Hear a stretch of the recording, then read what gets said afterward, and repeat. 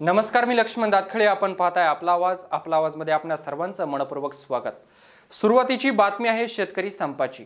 जगाचा पोशिंदा अन्नदाता बळीराजा अर्थात आपल्या कुटुंबासह तिन्ही ऋतूंमध्ये काबाड कष्ट करणारा तुमचा आमचा शेतकरी राजा 1 जून पासून संपावर जातोय. शेतकरी राजाला कधी दुष्काळाशी सामना करावा लागतोय तर दुसरीकडे अवकाळीमुळे तो मेटाकुटीस येतोय. अशातच शेतीमालाचा कोसळणारा बाजारभाव, डोक्यावर असणारे बँकांचे कर्ज आदी विविध संकटामुळे बळीराजा थेट मृत्यूला कवटाळतोय. अखेर बळीराजाने 1 जून पासून संपाची हत्यार उगारली आहे. तर जगाच्या या पोशिंद्याला रस्त्यावर उतरण्याची का वेळ आली, पाहूयात आमचे कार्यकारी संपादक सुरेशजी वाणी यांनी संपाविषयी शेतकऱ्यांसोबत केलेली ही बातचीत. शेतकरी एकजुटीचा जय असो, शेतकरी एकजुटीचा जय असो. किसान क्रांती जिंदाबाद जिंदाबाद जिंदाबाद, किसान क्रांती जिंदाबाद जिंदाबाद जिंदाबाद. शेतीमालाला भाव मिळालाच पाहिजे, मिळालाच पाहिजे, मिळालाच पाहिजे. कर्जमुक्ती झालीच पाहिजे, झालीच पाहिजे, झालीच पाहिजे. पेन्शन योजना लागू झालीच पाहिजे, झालीच पाहिजे, झालीच पाहिजे. वीज मोफत मिळालीच पाहिजे, मिळालीच पाहिजे, मिळालीच पाहिजे. या सरकारचं करायचं काय? खाली डोकं वर पाय. या सरकारचं करायचं काय? खाली डोकं वर पाय. हम सब एक है, हम सब एक है. शेतकरी एकजुटीचा विजय असो. किसान क्रांती मोर्चाच्या निमित्ताने आपण शेतकऱ्यांनी आयोजित केलेल्या 1 जून पासून संपावर निघालेला शेतकरी खऱ्या अर्थाने शेतकऱ्याच्या ज्या मागण्या घेऊन आपण सर्व शेतकऱ्यांच्या पर्यंत पोहोचत आहोत. आणि शेतकऱ्यांना मी जुन्नर तालुक्यातील सर्व शेतकऱ्यांना सूचित करतो की आपण उत्पादित केलेला माल कोणत्याही प्रकारे मार्केटमध्ये आणू नये. आणल्यास त्याचं विक्री होणार नाही. आणि विक्रेत्यांना सुद्धा आपण या ठिकाणी आवाहन केलेले आहे, कोणताही माल तुम्हाला इथे विकत घेतला जाणार नाही. संपूर्ण शेतीमाल वाहतूक करणाऱ्या व्यवस्थेला सुद्धा आपण त्या ठिकाणी सूचना केलेल्या आहे. बाजार समितीला सुद्धा सूचना केलेल्या आहेत की कोणत्याही प्रकारे आपली वाहने बाजार समितीत शेतीमाल घेऊन विक्रीस जाऊ नये, अन्यथा त्याचे परिणाम वाईट होतील. आपण त्यांना आता सध्या स्थितीत विनंती वजा सर्वांना सांगत आहोत. पण जर कोणी ऐकलं नाही तर त्याचे परिणाम त्यांना भोगायला लागतील. त्याला मग सर्व शेतकरी काही कोणी जबाबदार राहणार नाही. आणि आपल्या मागण्या काही फार वाजवीत अशातला काही भाग नाही. आपल्या मागण्या कर्जमाफी संपूर्ण मिळाली पाहिजे, स्वामीनाथन आयोगाप्रमाणे आपल्याला रास्त भाव मिळाला पाहिजे. त्याच मागण्या घेऊन आपण या ठिकाणी उतरलेलो आहोत. मातीतून निर्मिती आणि मातीतून शेवट, हे जर जाणकार लोकांना कळत जर नसेल तर याच्या इतकं दुर्दैव नाही. शेतीच्या संदर्भात किती बोलू आणि किती बोलू नये, आता सगळे जाणकार माणसं जी आहेत हे पेपर वाचतात, प्रत्यक्ष कृती आणि पाहत आहेत. आणि आज जे बळीराजाचे शेतकऱ्यांची हाल चालले, बळीराजा हे तुम्हीच नाव ठेवलेलं आहे. बळी द्यायला बरा पडतो. कुणी यावर टपली मारावं, आपली पोटं भरून निघून जावं. त्याची आजची अवस्था जर पाहिली तर इतकी केविलोनी आहे की कुणालाही आश्रय येतील. लोक 4-4, 5-5 शेतकरी लोक जीव देतात. जीव देतात याचा अर्थ नेमका काय होतो? सच्चिल प्रवृत्तीने जगणारी ही माणसं अशा पद्धतीने त्यांची जर हालत जर खराब झाली. आणि म्हणून आम्ही सर्वसामान्य शेतकऱ्यांनी असा निर्णय घेतलेला आहे की 1 जून पासून संपावर जायचं. आमचे सुद्धा अपतेष्ट नातेवाईक मुंबईला, पुण्याला, इकडे तिकडे आहेत. परंतु मी सुद्धा खबरदारीच्या फोनवर बोललेलो आहे. तुम्हाला वाटत असेल तर घरी येऊन खा, पण आम्ही तिकडं तुम्हाला काही माल पोच करून देणार नाही. एवढं करून सर्वसामान्य शेतकऱ्यांनी अभिलाषी पोटी काही जर माल पाठवण्याचा जर शहरामध्ये प्रयत्न जर केला तर त्याचे येत्या दुर्गामी परिणाम होतील. हे सगळे राजकारण्यांनी सोसायला तयार राहिलं पाहिजे. याचं कारण असं आहे की आमचे शेतकरी नेते शिवाजीराव नानखिले यांनी ज्यावेळेला साखरेची ट्रकच पेटून दिली, त्यावेळेला सेंटरला जाग आली किंवा हे शेतकरी आता काही गप्प बसणार नाही आहे. आणि तेव्हापासून तो 1200-1300 रुपये हा साखरेला असणारा बाजार यथायोग्य पद्धतीने त्यांना देणं भाग पडले किंवा पाडले यांनी. परंतु आता देखील परिस्थिती अशीच आहे. गुजरातमध्ये ज्यावेळेला साखरेच्या संदर्भात, ऊसाच्या संदर्भात ज्यावेळेला 4500 रुपयाचा भाव देऊ शकतात, आम्हाला मात्र फक्त 2500 रुपयावर थांबायला लागते. याचा सुद्धा जाब आपल्याला कुठंतरी या सर्वसामान्य शेतकरी विचारतील. याची नेत्यांनी दखल घ्यावी. आणि ज्याप्रमाणे तुमचं पालन पोषण करून आम्ही तुम्हाला शिकवलं, किंवा त्यात तुम्हाला नेते बनवले, आमदार झाले, खासदार झाले, मंत्री झाले, कुणाच्या जीवावर झाले का? आम्हाला गाजर दाखवून आम्हाला दादा बाबा म्हणून नुसतं आता भूलभुलाया करून तुम्ही ज्यावेळेला निवडून जाता त्यावेळेला मागं पाहायची तुमची जर पोत नाही तर याचे हे सगळे भोग तुम्हाला इथून पुढं भोगायला लागतील. इथं कोणत्याही पक्षाचा आणि कशाचाही संदर्भ नाही. इथं पोटपाण्याचा आणि जगण्याचा प्रश्न ज्यावेळेला निर्माण होतो, ज्यावेळेला माकडी बुडायला लागते, त्यावेळेला पिल्लाला पायाखाली घेऊन ती स्वतःचा जीव वाचवतो. तीच परिस्थिती आज आमची निर्माण झालेली आहे. आणि किसान क्रांती मी शेतकरी संपावर हे आंदोलन नगर जिल्ह्यातील पुणतांब्या गावापासून सुरू झालेलं आहे. त्या गावामध्ये ग्रामपंचायतीचा ठराव होऊन सगळ्यांनी एकमताने संपावर जाण्याचा निर्धार केला. त्यानंतर आजूबाजूच्या 50 गावामधून अशाच प्रकारचे ग्रामपंचायतीचे ठराव झाले आणि शेतकऱ्यांनी ठरवलं की आपण 1 जूनपासून संपावर जायचं. याच्यामागं अनेक कारणं आहेत. अवकाळी पाऊस, दुष्काळ, आडतबंदी, नोटबंदी, शेतमालाचे पडणारे भाव, ह्या सर्व प्रकारामुळे शेतकरी कर्जबाजारी झालेला आहे आणि तो आत्महत्या करू लागलेला आहे. त्याच्या ज्या मागण्या आहेत शेतकऱ्यांच्या प्रामुख्यानं की कर्जमुक्ती करावी, स्वामीनाथन आयोगाची शिफारस लागू करावी, शेतीमालाला उत्पादन खर्चावर आधारित भाव मिळावा, पेन्शन योजना लागू करावी, वीज मोफत मिळावी, अशा प्रकारच्या अनेक मागण्या शेतकऱ्यांच्या आहेत. त्या आत्तापर्यंत विविध संघटनेच्या पक्षांच्या माध्यमातून विविध आंदोलनं झाली, परंतु शासनानं त्याकडे दुर्लक्षच केलं. त्यामुळे त्या शेतकरी संघटित होऊन शेतकऱ्यांनीच हे आंदोलन पुकारलेलं आहे. मग तिथून सुरू झाल्यानंतर हा वणवा महाराष्ट्रभर पेटला.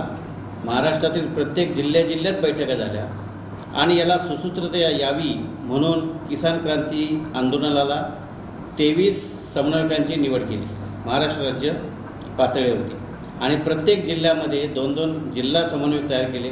आपले पुणे जिल्ह्याचे समन्वयक म्हणून आपले रमेश अण्णा हंडे यांची नेमणूक करण्यात आली आणि मी स्वतः राज्याच्या समन्वयक पदावरती आहे पुणे जिल्ह्याचा प्रतिनिधी म्हणून.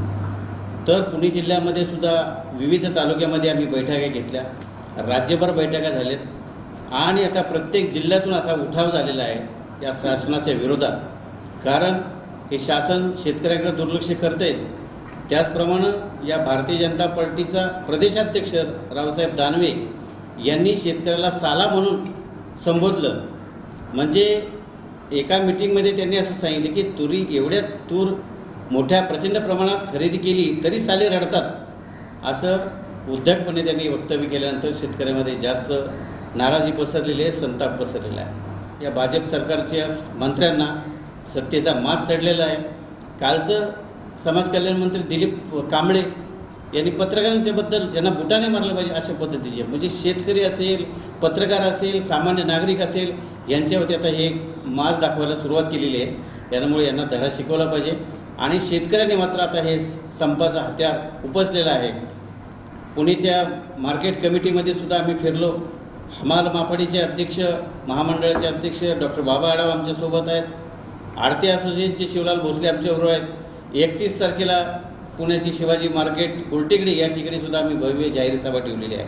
शासनाचा निषेध करण्यासाठी ठेवलेली आहे की शेतकऱ्यांच्या प्रश्नाकडे दुर्लक्ष करतात, कायम दुर्लक्ष करतात आणि त्यांना धडा शिकवण्यासाठी आता शेतकरी मैदानात उतरला, त्याला प्रचंड प्रमाणात पाठिंबा मिळत चाललेला आहे. आज या ठिकाणी किसान क्रांती मी शेतकरी 1 जूनपासून संपावर यासाठी आम्ही सगळे शेतकरी बांधव आपण सर्व या ठिकाणी उपस्थित आहात.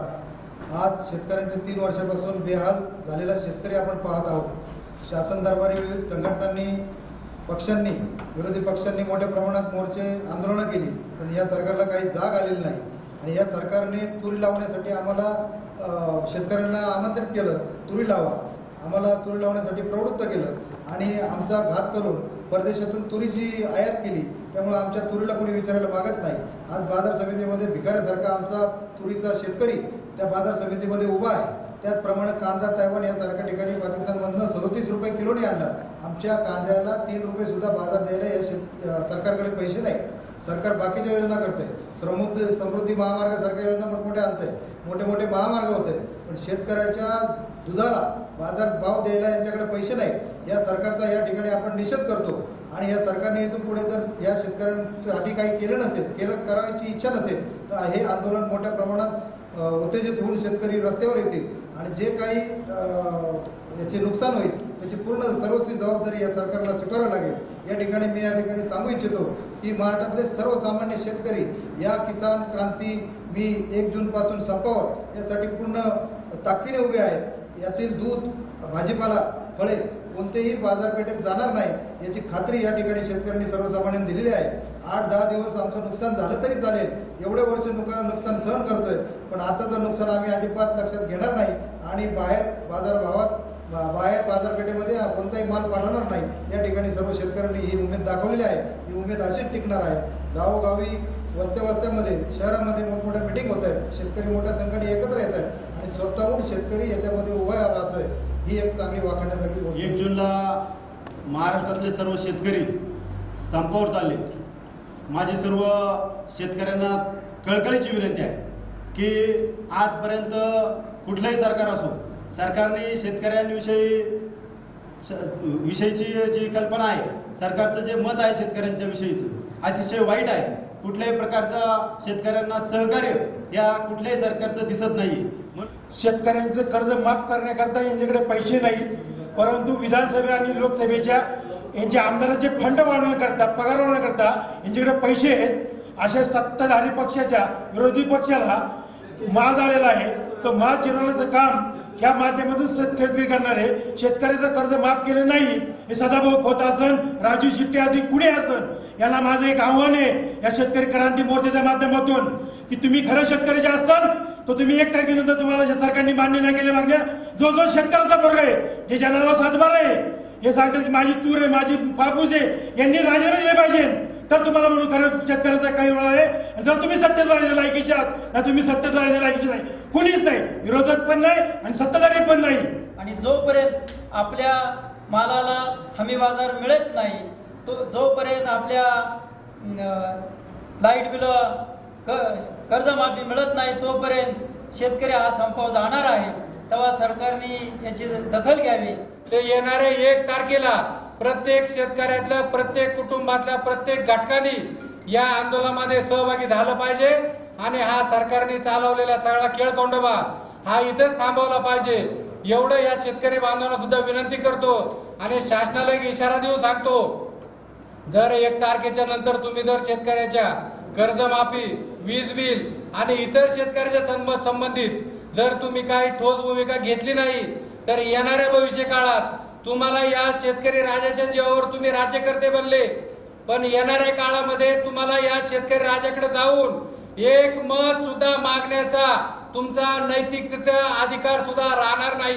भारत देश हा कृषीप्रधान देश म्हणून गणला जातो. भारतातील 70% जनता ही शेतीवर अवलंबून आहे, उर्वरित 30% सुद्धा जनता इनडायरेक्टली शेतीवरच अवलंबून आहे. आणि असं असताना सुद्धा उद्या जगाचा पोशिंदा जागला तर जग जगेल या न्यायानं आज खऱ्या अर्थानं खाऊ घालणारा जागला तर खाणारे जगतील. परंतु आजच्या सरकारचं उलटं सूत्र चालू झालेलं आहे. खाऊ घालणाऱ्यांच्यापेक्षा खाणाऱ्यांची काळजी सरकार जास्त करते. मग जर खाऊ घालणाऱ्यालाच मारलं गेलं तर खाणारे काय खातील हा मोठा गंभीर प्रश्न आज समाजाकडे उभा राहिलेला आहे. आणि म्हणून आज या शेतकऱ्याच्या आडमुठ्या धोरणाच्या विरोधामध्ये आज संपूर्ण शेतकरी किसान क्रांतीच्या माध्यमातून एकवटलेला आहे. 1 जूनपासून निश्चितपणे संपावर जात आहे. सरकारला या गोष्टीची दखल निश्चितपणे घ्यावी लागणार आहे. कारण जर शेतकरी आणि हा बळीराजा जर शेतकऱ्याला संपवायचा असेल तर निश्चितपणे संपूर्ण देश या ठिकाणी संपल्याशिवाय राहणार नाही. आणि या संदर्भामध्ये सरकारने काळजी घ्यावी आणि शेतकऱ्यांच्या प्रश्नांवरती जागरूक राहून योग्य ते निर्णय सरकारने घ्यावा अशी अपेक्षा आम्ही या निमित्ताने. केंद्रामध्ये आणि राज्यामध्ये भाजपचं सरकार आलेलं आहे. या सरकारमुळे सर्वसामान्यांबरोबर शेतकऱ्यांचं एक कल्याण होईल असंच वाटलं होतं. मात्र हे सरकार शेतकऱ्यांच्या बाजूने नाही, ग्राहकांच्या बाजूने असंच दिसतंय. 1 तारखेपासून शेतकरी संपावर जात आहेत. सर्वसामान्यांचे खूप हाल होणार आहे. या सरकारने मध्यस्थी करून शेतकऱ्यांचा दुवा घ्यायला हवा. जर दुवा घेतला नाही, शेतकऱ्यांना साथ दिली नाही तर हा बळीराजा उद्ध्वस्त झाल्याशिवाय राहणार नाही आणि हाच बळीराजा एक दिवस या सरकारला खुर्चीवरनं खाली खेचल्याशिवाय राहणार नाही. कॅमेरामन लक्ष्मण दातकेसह सुरेश वाणी, आपला आवाज, पाघर.